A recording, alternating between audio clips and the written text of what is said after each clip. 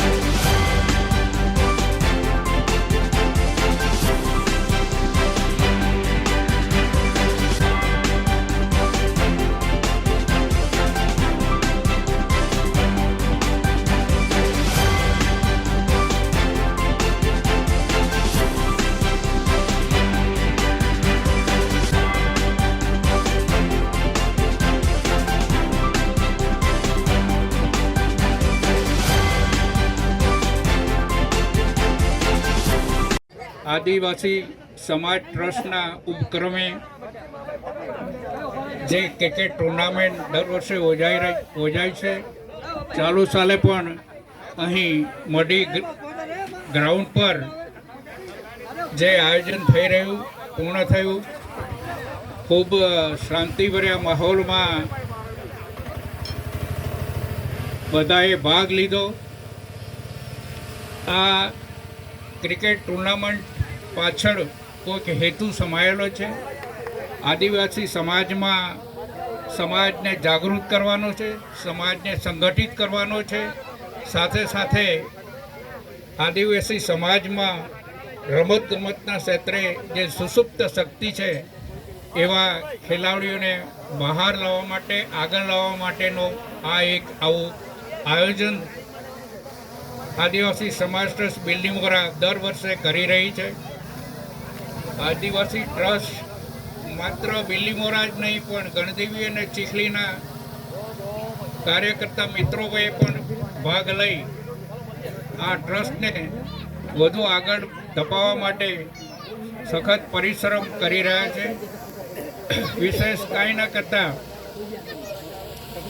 આદિવાસી સમાજમાં ખરેખર આપણે જોઈએ છે કે દક્ષિણ આફ્રિકાની જે ક્રિકેટ ટીમો પહેલાં રમાતી હતી તે મહદ અંશે આદિવાસી ખેલાડીઓ, ફૂટબોલના પ્લેયરો સામાન્ય હોટલમાં વેટર તરીકે કામ કરતા એવા આદિવાસીઓ હતા.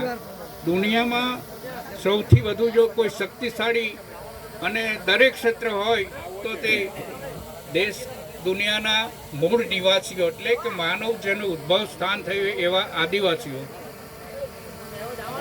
માત્ર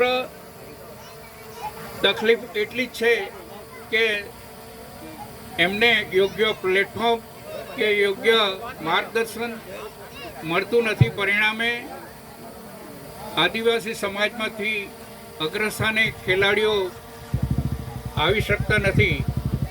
સમાજમાં લાગવગ તો હોય જેથી આદિવાસી સમાજને પૂરતી તકો મળતી નથી. તેમ છતાં પણ આપણે આ બધું ભૂલીને આપણા જે કાર્યો છે એને આગળ ધપાવવાની ખૂબ જરૂર છે. માત્ર રમતગમત ક્ષેત્ર જ નહીં, શિક્ષણ, રાજકીય, ધાર્મિક ક્ષેત્રે પણ આપણે આપણી જે જૂની પ્રણાલિકાઓ છે એ મુજબ આપણે આગળ વધીએ. સૌ મિત્રોને ખૂબ ખૂબ અભિનંદન. અને અહીં જે આદિવાસી સમાજ ટ્રસ્ટના જવાબદાર હોદ્દેદારોએ જહેમત ઉઠાવી છે તે બદલ અમને ખૂબ ખૂબ અભિનંદન. ભવિષ્યમાં પણ આવો સહકાર આપને મળી રહેશે. સૌને આભાર ફરીથી. અસ્તુ. Bureau report Hemal Patel, Bilimora.